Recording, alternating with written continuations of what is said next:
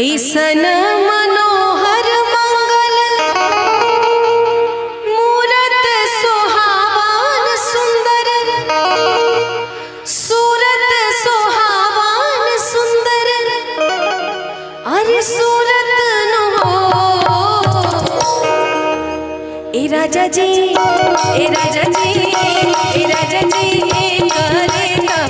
रहल हा जरूरत मुहूर्त खूबसूरत ए राजा जी करे रहल हा जरूरत मुहूर्त खूबसूरत ऐसन मनोहर मंगल मूरत सुहावन सुंदर, सूरत सुहावन सुंदर, सूरत नो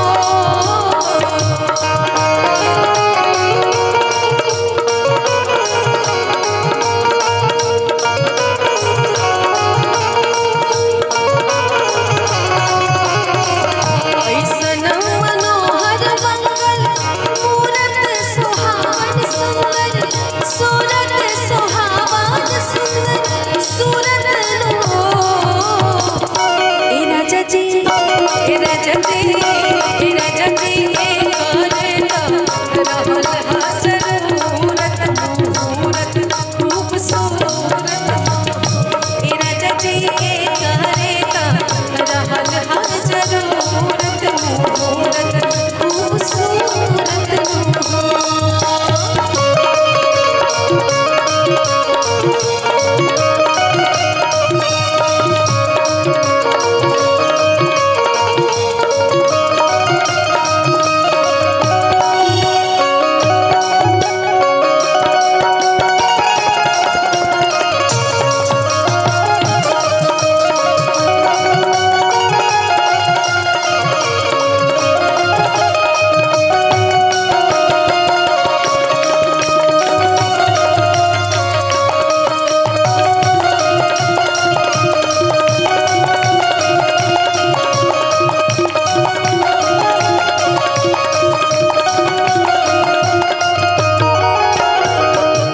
और सबसे फेमस लाइन जिसके लिए इस सोहर को जाना जाता है, हमरा जनाता बबुआ जीव होई है नानाई तो टीम होई है नानाई तो टीम होई है हो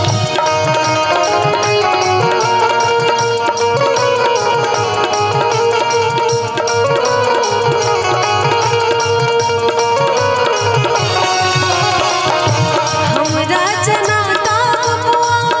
जीव होई है नानाई तो टीम होई है नानाई तो टीम होई है हो ए ललना, ए ललना, ए ललना हिंद के सितारा ई तसीम होई है ओ से उपरा पीम होई है हो ए ललना हिंद के सितारा ई तसीम होई है ओ से उपरा पीम होई है हो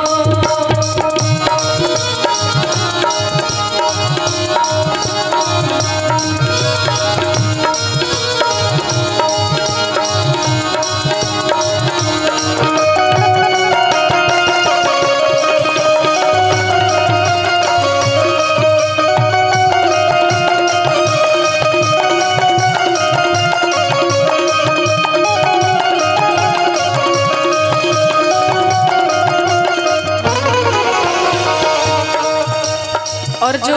घर के बुजुर्ग हैं वो क्या चाह रहे हैं, मुनि बाबा जैसन बबुआ ज्ञानी होई है राजा ऐसन, दानी होई है राजा ऐसन, दानी होई है हो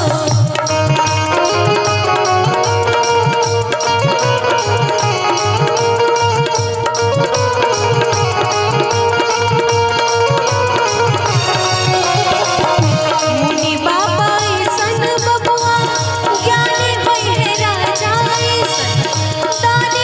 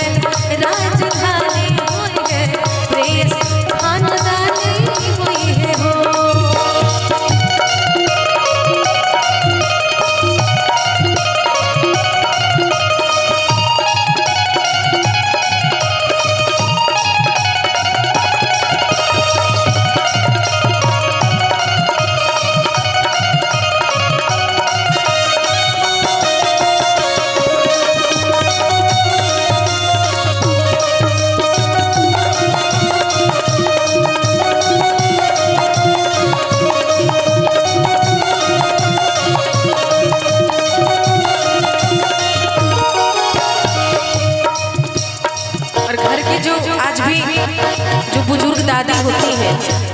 जो पहले ज़माने की औरतें होती हैं, वो कैसे तुलना करती हैं कि मेरा राजा जैसा बेटा है, मेरा हीरा जैसा बच्चा है, हीरा जैसा पोता है। उनकी तुलना एक अलग लेवल की होती है। तो वो क्या चाह रही है, वो क्या कह रही है, बबुआ हमार राजा हुई है, राजा भी राजा हुई है, राजा भी राजा हुई है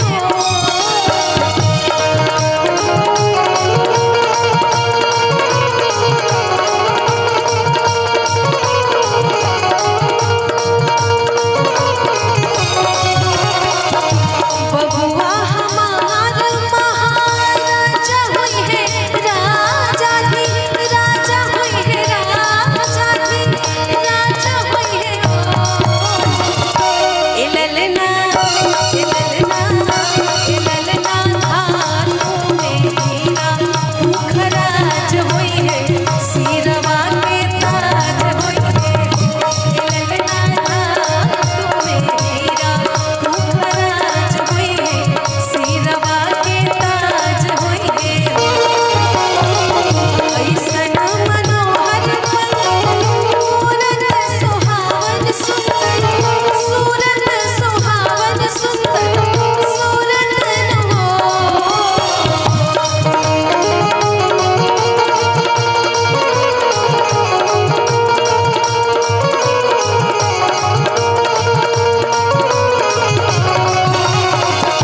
ऐसन मनोहर मंगल मूरत सुहावन सुंदर,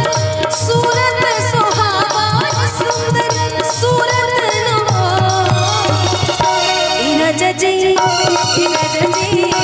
ए राजा जी ए काले ता रहल हाजरो